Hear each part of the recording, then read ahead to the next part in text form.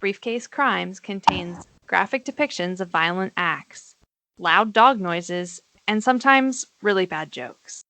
It's not intended for all audiences, and listener discretion is advised.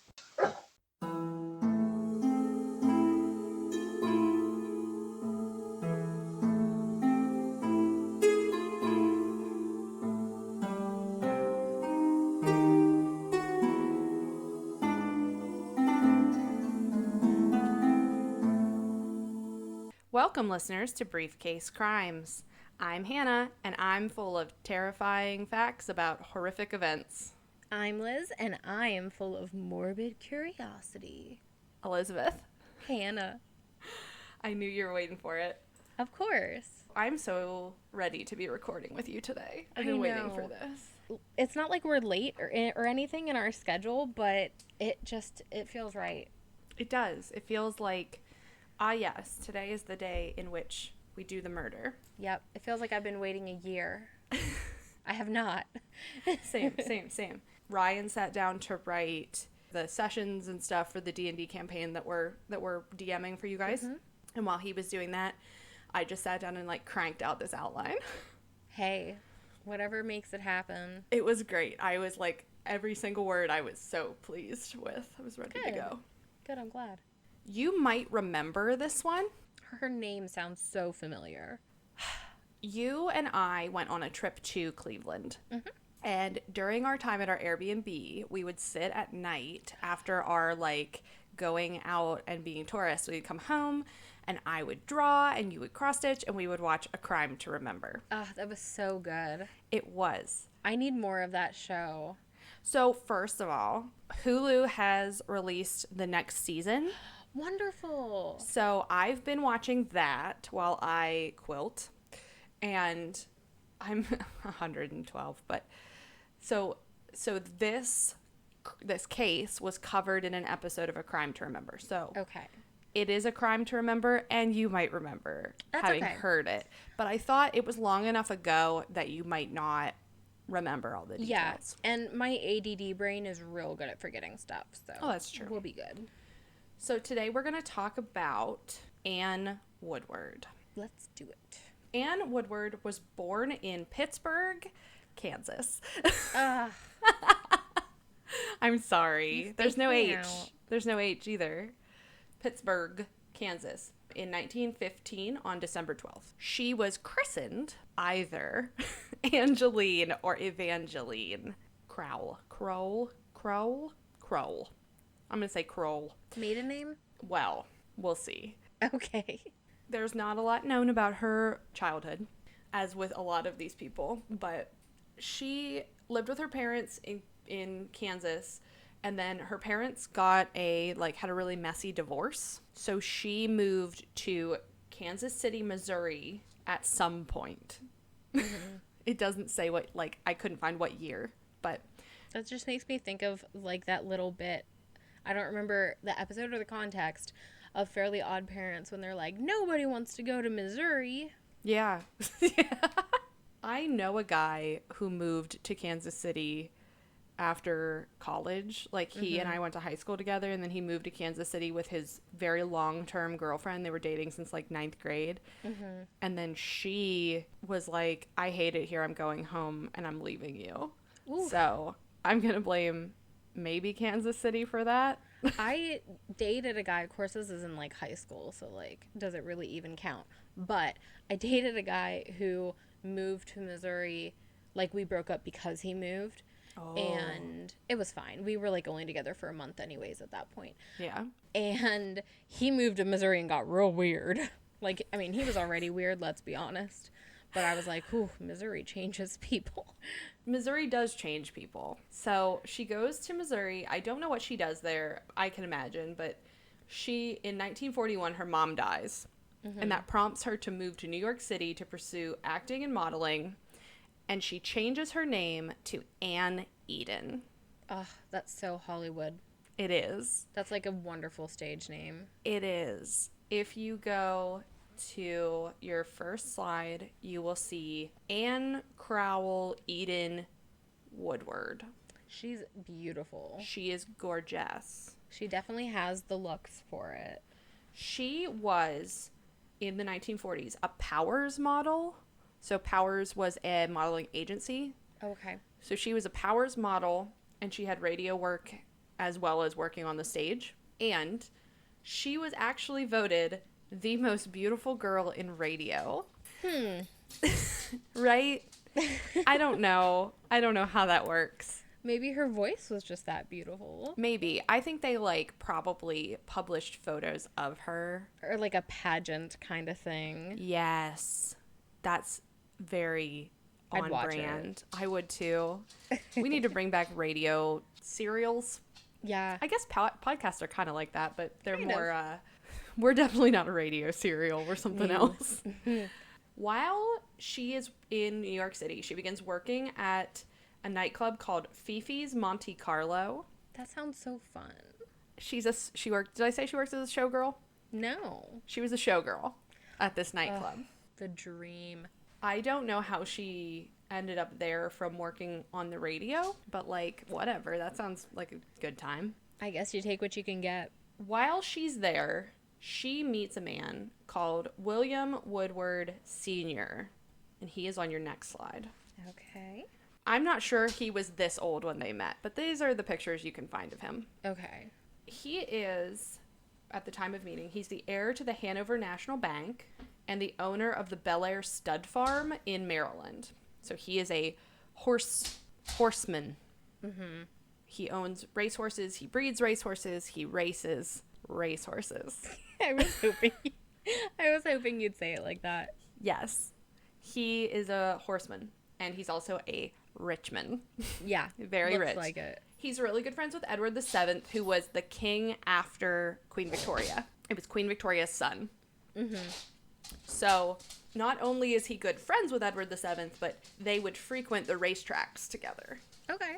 Because Edward VII was known for being, like, we talked about Victoria and Victorian values. He was very, like, he had a sex chair. Oh. Let's put it that way. That's not what I was expecting. He was known for his proclivities. Mm-hmm. There is a very compelling argument that Jack the Ripper was actually the royal family covering up Edward VII's, like, escapades. Oh, jeez. Yeah, maybe we'll get into that eventually, but yeah, it's not weird to me that Edward VII was going to racetracks. This is just the first time I've ever even heard of the guy, so. Yeah, I mean, so here's a little bit of history because it's going to come up later. So I want to get through this before we move on. Yeah. Queen Victoria had a bunch of kids. Edward VII was her heir. And then Edward VII had George V. He had a bunch of children, but his heir, who would be named Edward VIII, whose real name was David, he was going to be the king, but he fell in love with a woman called Wallis Simpson, who was an American. She was from Baltimore. She had been married 3 times, divorced twice, and was in the midst of her 3rd divorce when she took up with King Edward VIII. The royal family said, absolutely not. You're not going to marry this woman. You're not going to carry on with this woman. So he abdicated, married her, and so she became the Duchess of Windsor. Oh, okay. His younger brother, Albert, became George VI, and then he was the king during World War II and also Queen Elizabeth II's father. Wow, that's a lot of different names to keep track of for the same people. It is, but the only person you need to care about is Wallis Simpson. Sounds great. Back to William Woodward Sr. She meets him at this nightclub, and there are rumors. There's rumors, but not a lot of, like, credible sources talk about this. There's rumors that the two were intimate. Even though he was married and much older than her. They were even seen together in Saratoga looking at racehorses. Whether she was intimate with William Sr. or not, eventually she begins courting William Woodward Jr., who they called Billy. Okay. If you go to your next slide, these are pictures of Billy. It's hard to find pictures of him that do not include Anne, so there's also some bonus Anne. Billy Woodward was very educated. He went to a bunch of different schools and eventually he ended up at Harvard. And he was in the Navy during World War II and received a Purple Heart. So he was wounded. Wow. Most notably about him, I guess, is he owned the racehorse Nashua, who's down there in the bottom. He's the horse. Thank you for the clarification. He's the only horse that you see. Uh-huh. Nashua was apparently like a very good racehorse. I was looking into it like to see what he did, and I don't know enough about racing horses to know like what was good about him, but I guess he won a lot, or he was whatever. He won the points. Go sports. He raced very quickly. He was a quick horse. Good horse. He, not Nashua, Billy Woodward, was tall, handsome, and rich.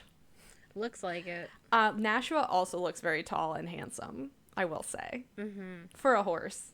So Billy was tall, handsome, and rich, and was considered by many people to be the most eligible bachelor in America. Oh, my. Yeah, so this is like Anne Woodward is a rags to riches story. Right. She goes from Pittsburgh, Kansas, to being courted by the most eligible bachelor in America. What an American dream. They get married in 1943. Anne was, like I said, not used to high society. She was not old money like these Woodwards. Right. One thing I read said that she was unafraid to wear a blue dress with red shoes or be seen smoking in public. I mean, I'm not sure what that means. I kind of get the smoking thing. And I mean, I guess red shoes don't go with blue dresses then. I guess that's just what that means. That's what we've learned. At the beginning, Billy's circle of friends, like, shun her. They don't like this girl who doesn't know what she's doing, which would be any of us in this situation. I don't know. It depends. I feel like it's that scene in Titanic where Leo is like, why do I have so many forks? And Kathy Bates is like, you just start from the outside and work your way in. Yeah. It is that kind of like, I don't know what I'm doing, and all these people are old money and too good for me. Fake it till you make it. She did. She quickly caught on and learned how to fit in with these people, and she really liked being a socialite. Oh, I bet. Like, that was her jam. If you go to your next slide, they were friends with some pretty famous people in the day. On the left there is a Salvador Dali portrait of Anne Woodward. Wow. They're friends with Salvador Dali, and he even paints a portrait of her because he thought she was so beautiful. On the right there, in the middle with the blue shorts, is Anne Woodward. And down there sitting on the right, that's Rita Hayworth. Oh, wow. I know. That was taken in 1948 from what I can find. What a life. I know. I just want to jet set in the 40s. Not right now. I don't want to go anywhere right now. So she's really enjoying her social status. She's fitting right in. She's having such a good time. In 1944, they have their first son. They call him William III. He goes by Woody. Cute. Very cute. I was trying to figure out where they got that, like Woody, and then I realized their last name was Woodward, and I'm an idiot. It didn't occur to me, so... In our family, we have my grandma's brother's name is Jim, and then his son's name is Jim, and then his son's name is Jim. They're all named James. So you have Uncle Jim, Jimmy, and Little Jimmy. Yeah, see, we've got a couple of those, and it's just like old so-and-so and young so-and-so. Yeah. So in this case, you've got William, Billy, and Woody. And then in 1947, they have their second son, James, who they call Jimmy. Okay. Next slide, you will see James and Jimmy ages 7 and 11. Aww. I don't know why they have that basket of flowers. It looks like they might be outside of like a church. Maybe. So... I like their little Robert Stack trench coats, though. And their ears look like mine. Oh, no, those are like ears off my family. Like no other. Are you sure? Oh, yeah. They're straight out. We joke about like the ears. Everybody in our family. Now, I inherited them from my mom's side, so my ears are normal. But everybody on my dad's side, it's like, oh, no, they got the ears. My dad always told me I look like a taxi with the doors open. Oh my gosh. Because my ears stick straight out. Good times. I don't know if the Woodwards told that to their children or not. Probably not. Hope not. So they're having this fairy tale relationship. They're rich. They're going to parties. They've got these kids. Mm-hmm. Everything is fantastic. They're gorgeous. Except, despite outwardly appearing to be happy, they had a really turbulent marriage. Mm-hmm. They fought a ton. They fought, like, constantly and in public. Like, they would fight at these parties. Yikes. Yeah. So a lot of the stuff I read said that Billy was very sexually inexperienced when he met Anne, and that Anne was kind of like his Sherpa. Oh. Like his sex Sherpa. Mm-hmm. So at the beginning, it was very, like, heated. There was a lot of passion and sexual stuff. But when they moved on through their marriage, they both had affairs. Billy even allegedly had affairs with both men and women, which apparently at one party, Anne yelled at him about, like, why don't you just bring a man into our bed since that's what you want?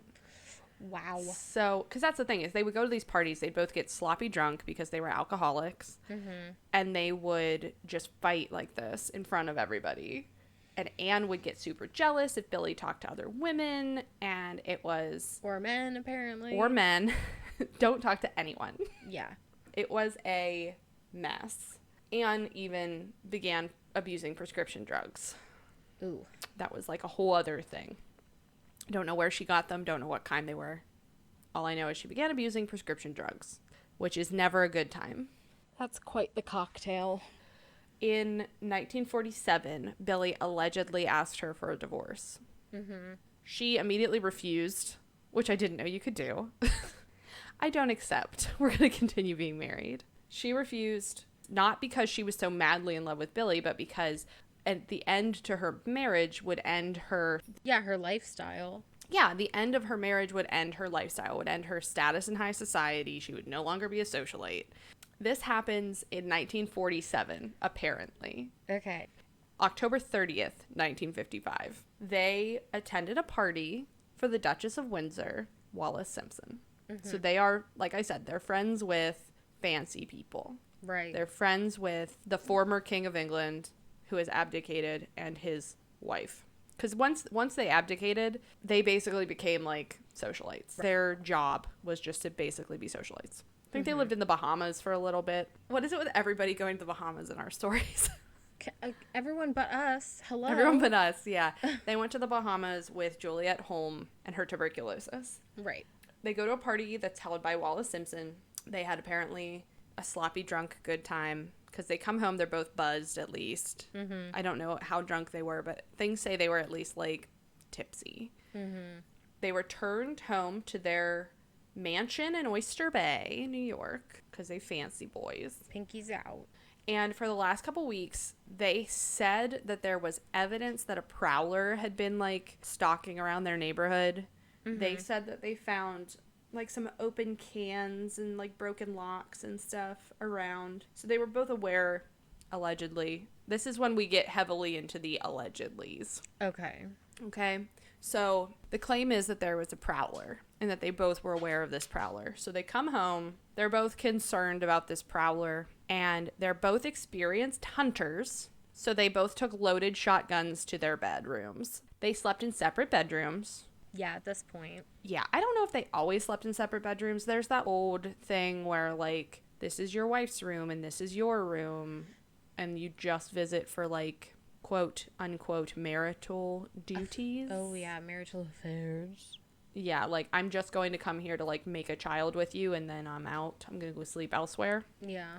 But I don't know if that was because they were beginning to be estranged or why they did this, but they slept in different rooms, and they took their loaded shotguns to their rooms. I think I can see where this is going. Can I help you? Oh my, Yeah. well my. There's a piece of paper that she would like to shred, but she can't get to it, so we have to scream. So they're avid hunters. They know their way around firearms. They take their guns to their bedrooms, and they say, good night, peace out, I'm going to go over here and sleep. See you tomorrow. See you in the morning. At some point in the night, Anne heard a noise, and she took her shotgun into the darkened hallway, saw a figure standing in the doorway down the hall, and fired, believing this individual to be a prowler. Mm-hmm. I don't know if she was still drunk, if she had taken any sort of medication before bed. I don't know. Mm-hmm. But firearm safety 101. Don't just shoot at something if you don't know what it is.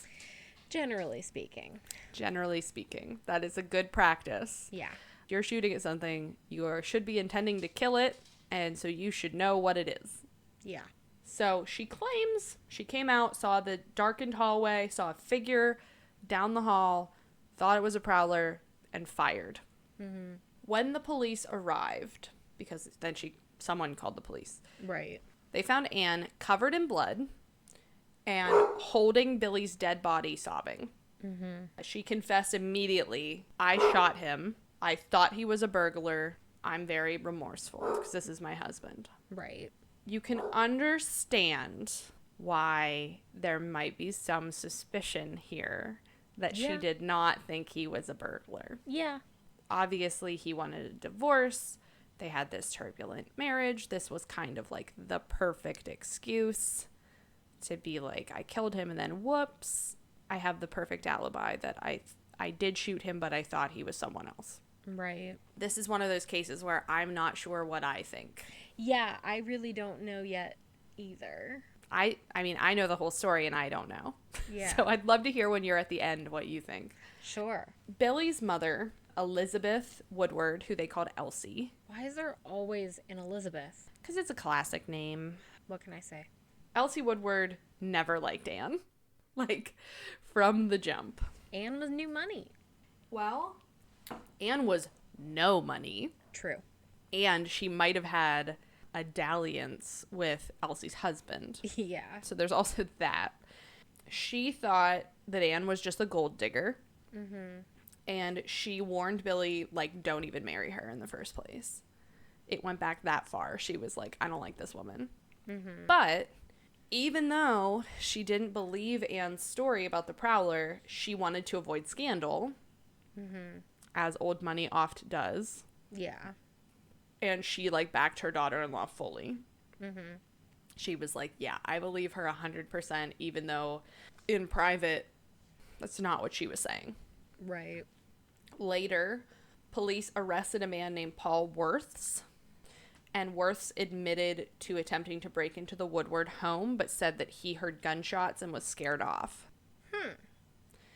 However, like, to me, that's like, oh, well, obviously then. She thought that there was something that happened, but a lot of people think that Elsie paid Worths to falsely confess so that it would, like, lend credence to Anne's story. Okay, so I feel like what good does it do to get paid to falsely confess for something that you're going to get punished for like that, though? Yeah, but if you're a career criminal, jail's nothing to you. And also, you're only getting punished for, like, an attempted B&E. That's true. So, Yeah. Because there's no evidence he made it inside. yeah, all he said was, I tried to break in, I heard gunshots, so I pieced out. Mm-hmm. That's it. I wonder if the neighborhood was having any more issues after that. I don't know, but I highly suspect they were not. Like I said, the only people that can make a statement about what was going on in the days leading up to that are Anne and Elsie. Yeah. Like, Billy can't say, oh no, there was no prowler, I don't know what they're talking about, broken locks and empty bean cans and stuff. I'm dead, so I can't say anything. As happens quite a bit in this, the only story that we're able to hear is the story of the perpetrator. Mm-hmm. Your next slide is men holding the gun that she used, and the man in the middle there looks an awful lot like Casey Neistat. Yep. Mm-hmm.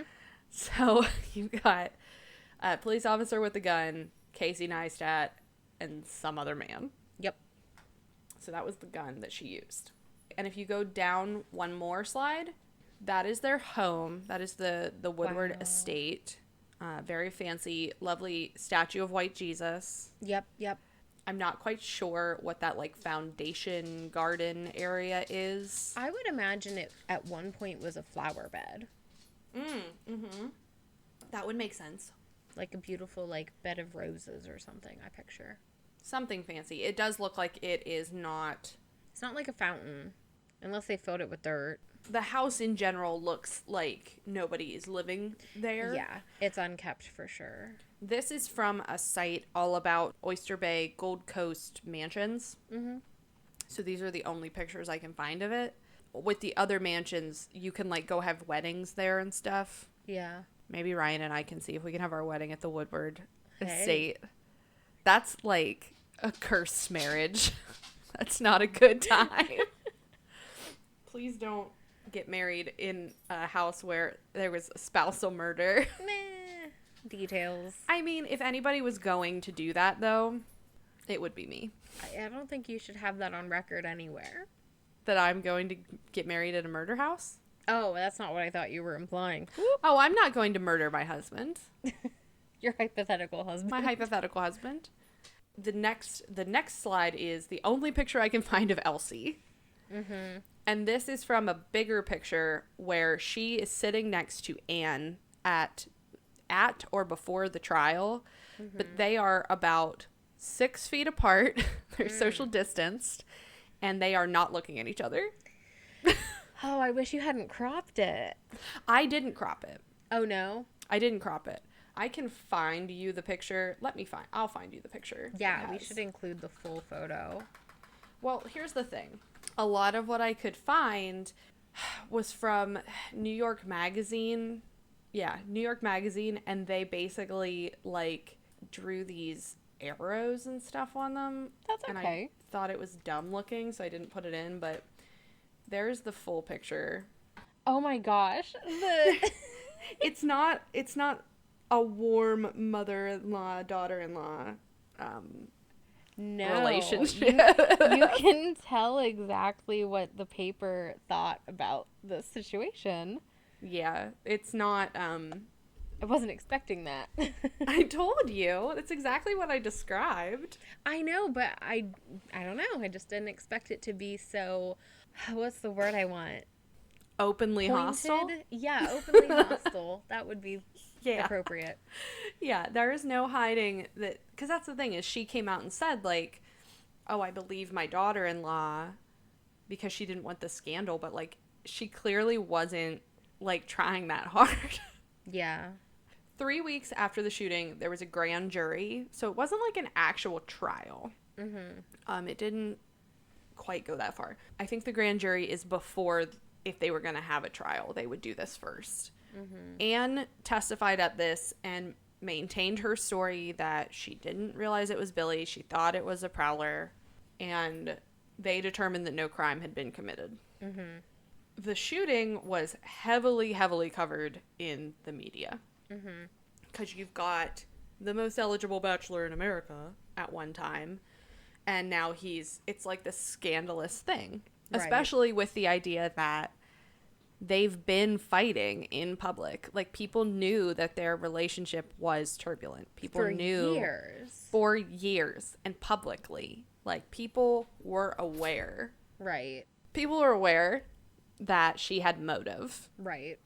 And obviously, you want to sell papers. Life magazine even covered this, and they called it the shooting of the century. Oh my gosh.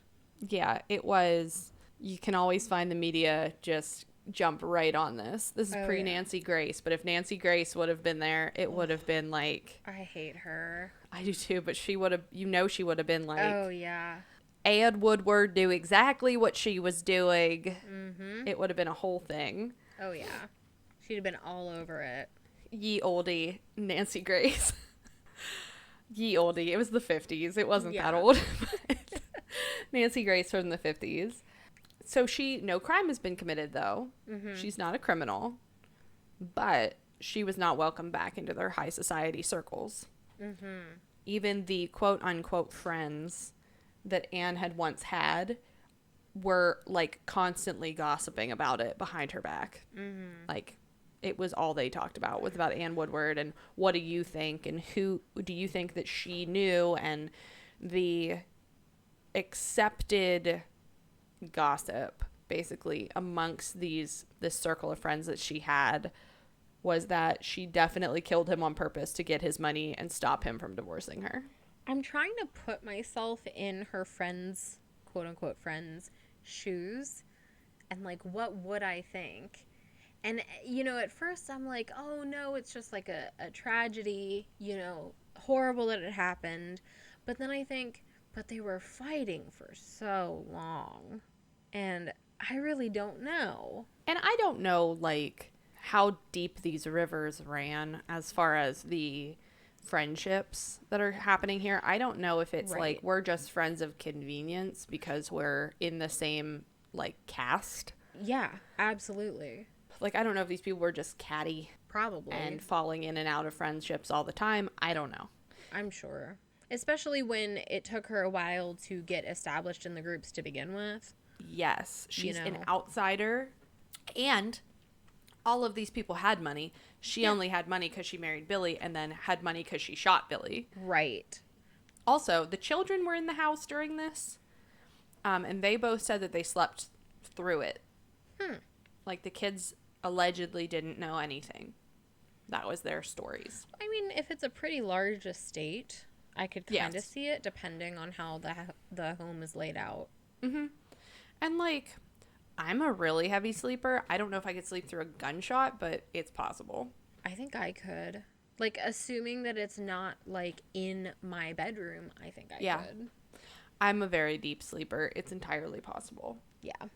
So, because Anne is not welcomed back into her social group, she spends the next years traveling all around and having relationships with younger men. May as well, right? May as well. Living the dream. You've got the money. You got the looks. You've got the fame. For real. And you're like, you've got connections and you're famous adjacent. Mm-hmm. Like, you can say, Salvador Dali once painted a portrait of me. Right. I once shot a very large tiger. You can see that in one of the pictures of her from her slide. It's her with a picture of herself and a tiger. Oh, I see that now. Yeah, I didn't want to pay too much attention to that when we were introducing Anne because I didn't want to, like... Big game hunting's no bueno. It is no bueno. Trophy hunting is yucky. Yeah. That's your PSA for this episode. Yep, no bueno. Also, please support the post office. As always, please support the post office. That's right. She goes off and is doing all this stuff. She's traveling, she's having these relationships, and pretty much the shooting that was once such a hot topic, as with a lot of things, fades into the background. Yep. It's not the first thing in everybody's mind. And something else happens and, you know, everybody forgets. It's like the end of Chicago. Mm-hmm. When Roxy is in the courtroom and then there's like a murder right outside and she's forgotten. Yep.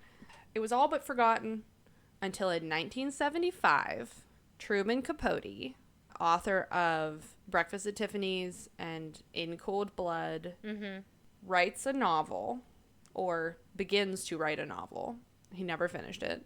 And it was titled Answered Prayers.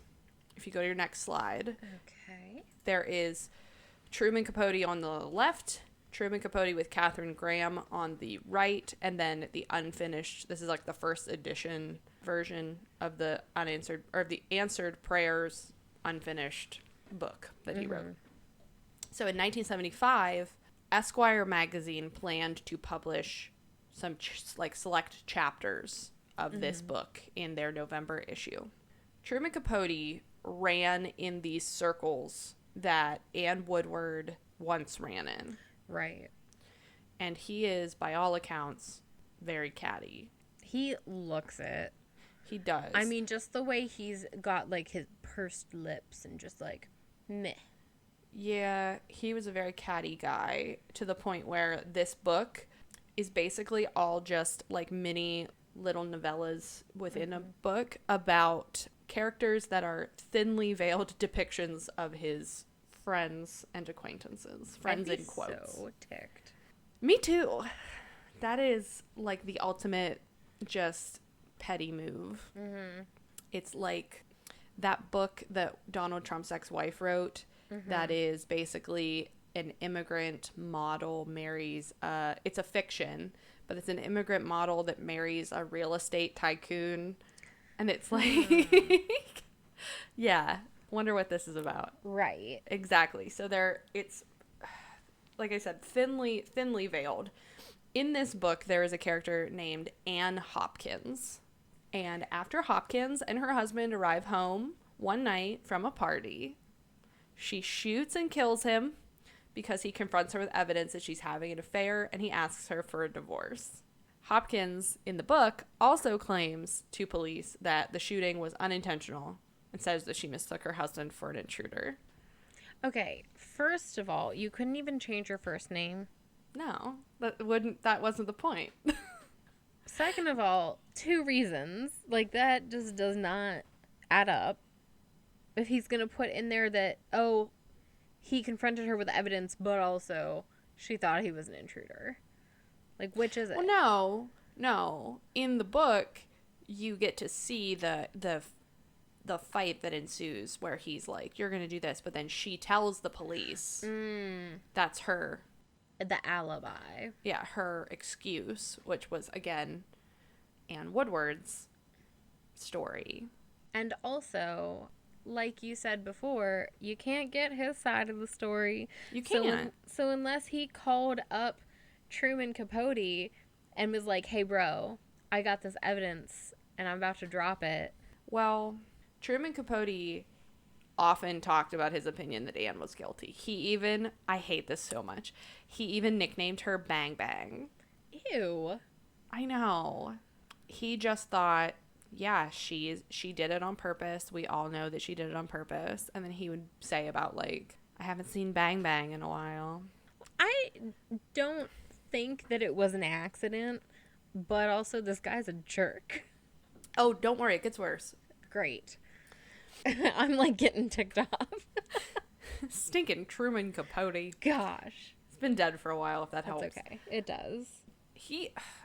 This is one of those things where he is a great writer. I thoroughly enjoyed In Cold Blood. I thoroughly enjoyed Breakfast at Tiffany's, but, like, this is mean. I can 100% acknowledge that a person has talent and can be a bad person simultaneously. Yeah. My thing is, on the off chance that, because you don't know, so on the off chance that this was a terrible accident, like, this is just mean-spirited. Yeah. He also describes Hopkins, the character, in the book. She's described as cold-blooded and a bigamist. I don't know why. Because I don't know why he added that. There's no evidence that she had multiple husbands.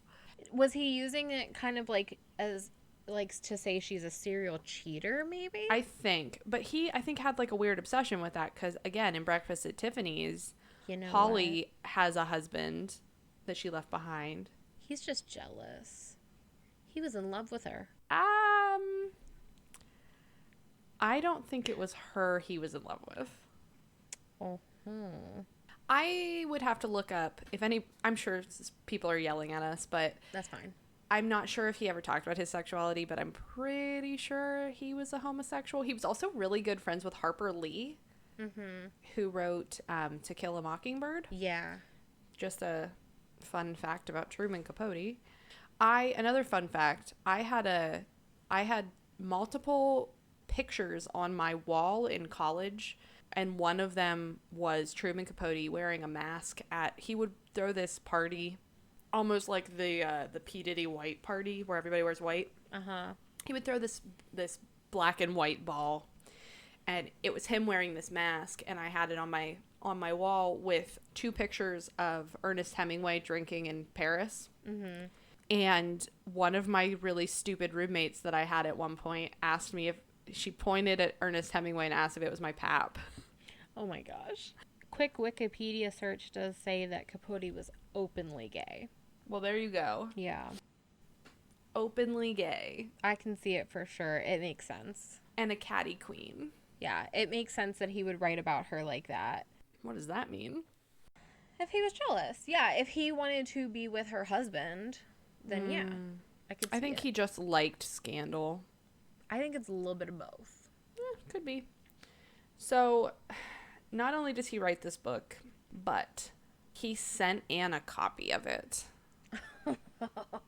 King of petty. Yeah, that's just, again, mean.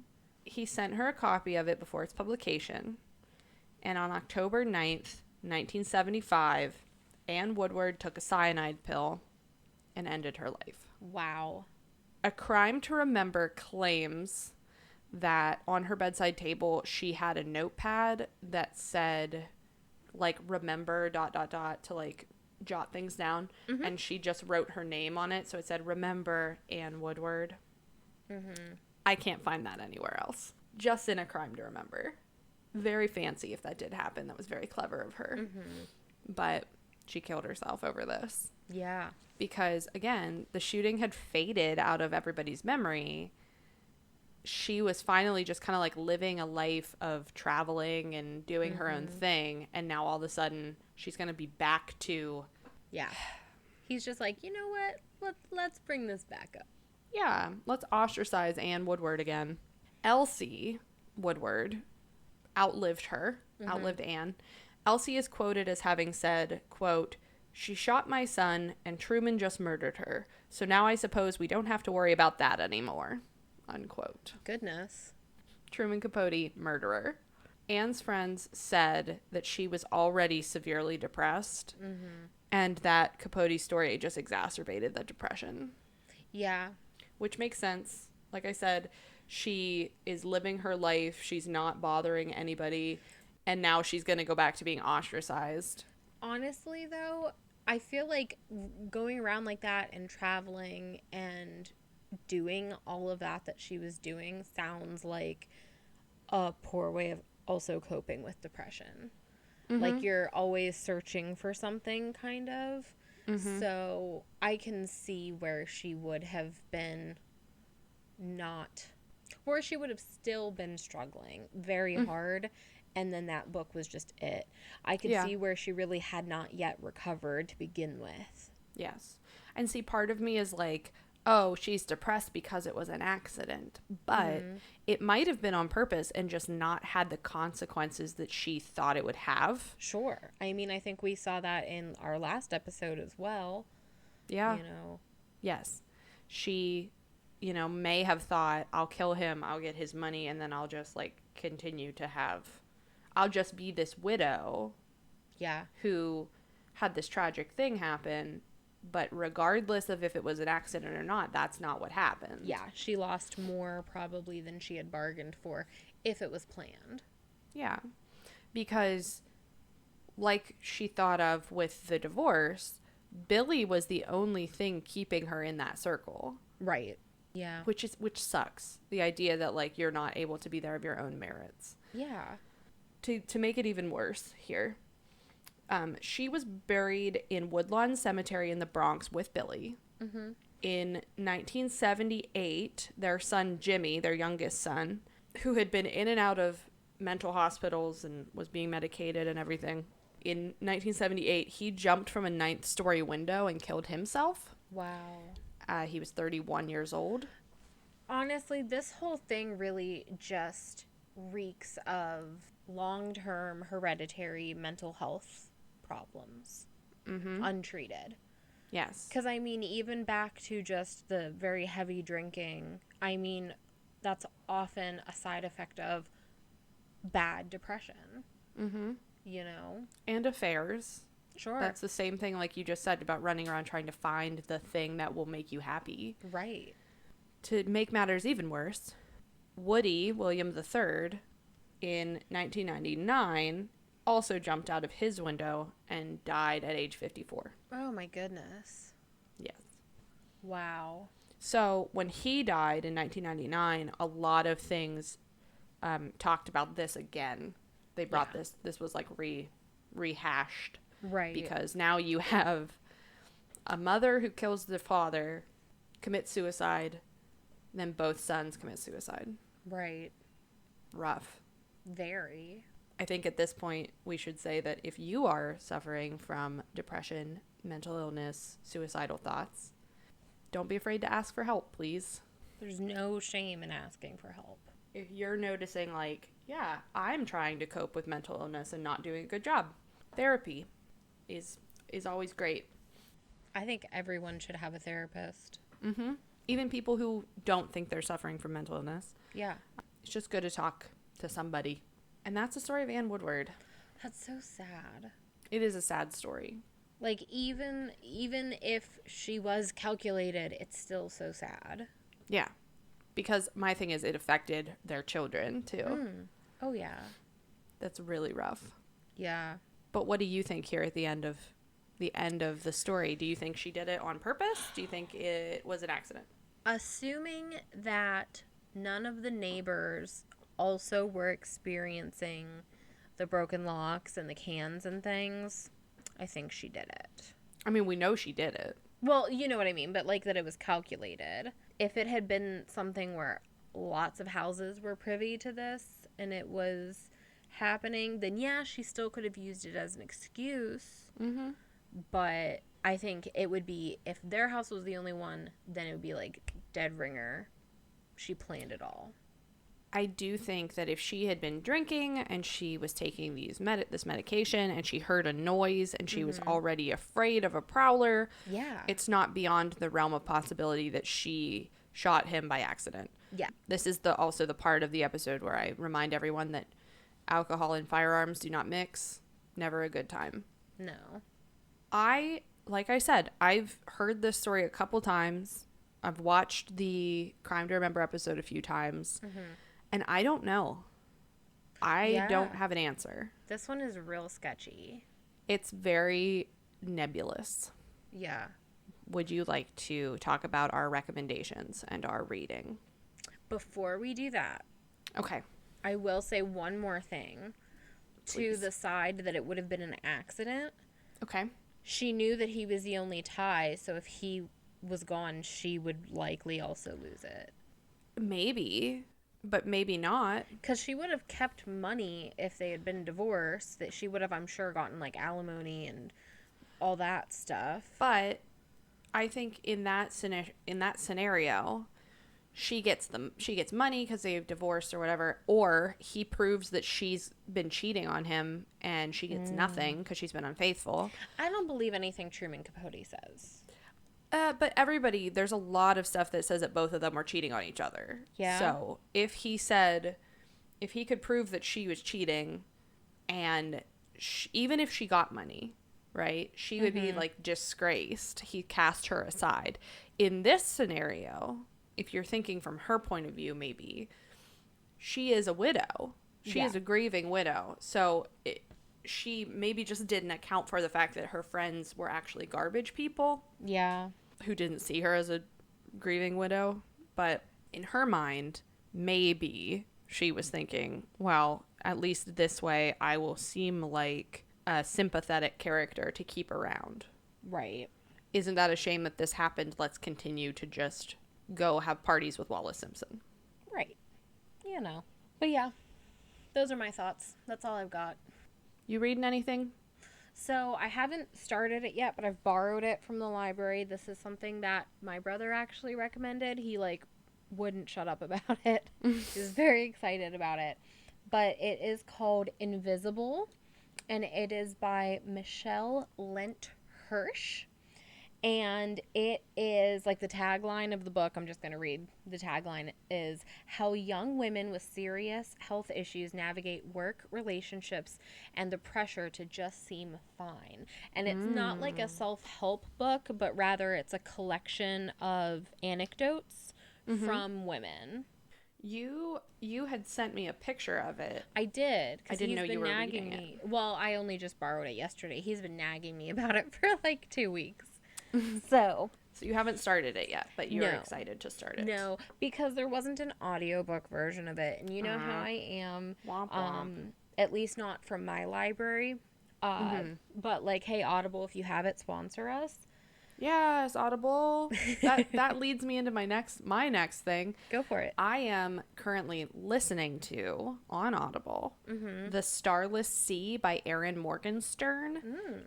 Erin Morgenstern wrote one of my favorite books. She wrote The Night Circus, which is a freaking amazing book.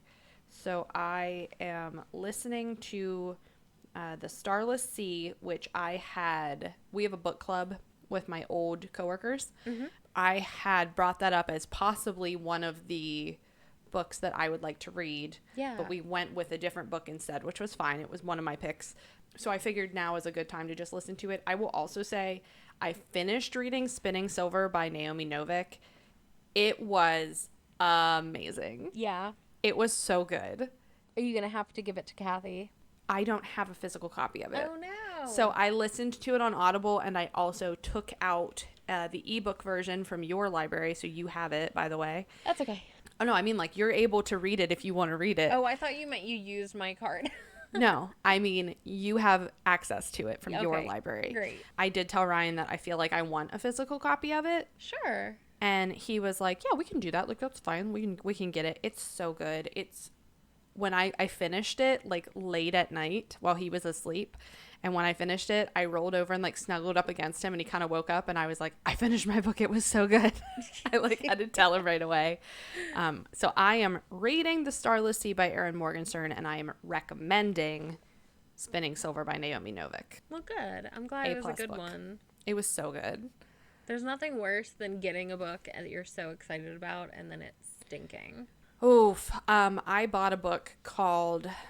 It's a Swedish book. It's by Alexander McCall Smith, and it's the first in a series of detective novels. I love detective novels. I love Swedish detective novels specifically, and it's called The Department of Sensitive Crimes. It's Detective Var, and I had to quit like a quarter of the way through. Was it that bad? It just wasn't starting. Yeah. Like, things were happening, but I was just like, when is this going to start? Yeah, I felt that way the last time I read a Stephen King book, because I mean, Stephen King is an amazing storyteller, don't get me wrong, but the man needs an editor so badly. And the last book I read of his, there was so much happening, which was great. And then I'm about halfway through, and none of it matters. Like, none of the build-up matters. Like, it was just all, like, a ton of character development, but also plot points that literally didn't matter at all. Just went nowhere. Yeah, they went absolutely nowhere. Like, there was this whole storyline where someone thinks that their spouse is having an affair, and they're not. And then they have a conversation, and they're like, oh, okay, great. And, like, that's it. And it, like, I'm like, why? Why was this even there? I have never read a Stephen King. Scott loves Stephen King, and I'm just not a big, like, creepy book person. But the book that I had read was Sleeping Beauties, which I was interested in because it's based in West Virginia, and it's about a women's penitentiary. Ooh. Yeah, and it was very good, other than the fact that it was just very long-winded. Yeah. So I would recommend that, honestly. Sleeping Beauties by Stephen King. It's actually co-written with his son. Ooh, that's neat. First name I forget. But it is very good. It's just very long. I've never read a Stephen King, but I find around this time of year I like a creepy book because we're getting into, like, the spoopy season. That one's not so much creepy as it is suspenseful. Ooh, I like that, though. Yeah. Would you like to wrap this up? Sure. So you can find us on major social media: Facebook, Twitter, Instagram, TikTok. We are Briefcase Crimes on all of those platforms. We do have a coffee account if you would like to donate a coffee to us to help keep us going. And we just love for you to engage with us in any way. Tweet us, follow us anywhere, rate us. We appreciate that we appreciate it so much. We send it to each other every time we get any sort of engagement. It is very exciting. Do you want to talk about the website, or are you not ready for the website to be announced? No, we can talk about the website. Elizabeth is amazing and has created a wonderful website for us. It's very basic. It's very wonderful, and I love it very much. We haven't been happy with the way that we were hosting our briefs. We felt like we wanted to offer all this information to everyone, but we weren't really able to offer it in a way that we felt like it was easily accessible and looked nice. And so we've built a website, and it's going to be linked in our link trees. And so we now have a website. We don't have our own domain. It's just, a free website kind of thing. But we have a place where you can access our briefs in a much easier way. And we are also building an archive so that you can easily access briefs if you're listening to us in the future.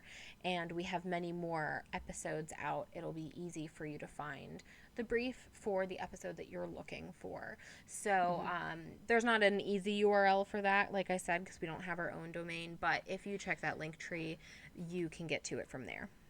We don't have our own domain because we don't make any money from this podcast. Yeah, we're not bringing anything in, so it's hard to put a lot more money out after all of our equipment and things. So, but hopefully we can get some more sponsorships in the near future. Hopefully, I mean, we're seeing growth, which is fantastic. It's slow, but it's steady. So hopefully in the future we'll offer a real domain. But for now, at least it looks really nice. Yes, it does. It looks wonderful. It's much more user-friendly. So yes, it is. And like Liz said, if you want to support us financially, the best way to do that is at our coffee account, which is ko-fi/briefcasecrimes. Yep. Or ko-fi.com/briefcasecrimes. Right. And there will be a link to that as well. It's not something that you have to do. Please don't feel like you have to do anything. If you want to support us non-monetarily, the best way to do that, like Liz said, is liking, sharing, commenting, rating us, all of that. Yep. Sharing us with your friends. And that way we can hopefully grow. Because we want to be able to do things like have a podcast website that has an actual domain, right? That we can just easily tell you, but we can only do that once the podcast is sort of sustaining itself. But I think that is about it for today. Do you have anything else, Han? I do not. All right. I think I'm done. Great. Well, thank you all for listening, and we'll see you next time. Bye. Bye.